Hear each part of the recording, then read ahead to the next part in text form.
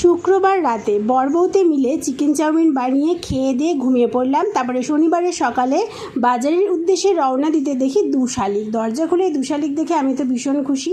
এদিকে বাজারওয়ালাকে মানে চিকেনওয়ালাকে চিকেন দিতে বলে দেখি চিকেনওয়ালা তো করতেই ব্যস্ত। তারপরে ফাইনালি দিল। তারপরে আইলাম আলু পেঁয়াজ আদা রসুনের দোকানে, সেটা কিনে টিনে বাড়ি চলে এলাম। আমি শনিবারেরই বাজার করে রাখি, রবিবারের বাজার আর কি শনিবার করে রাখি।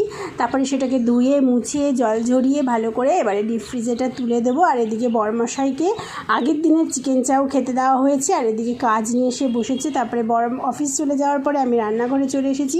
আজকে রান্না হবে ভাত ডাল মাছ এসব হয়েছে। এবারে রান্নাঘরকে টাটা দেওয়ার বেলায় তারপরে স্নান করে খেয়ে দিয়ে এই যে সন্ধেবেলা বরমশাই এসে আবার অফিসের কাজে বসেছে, আমার কোনো দাম নেই।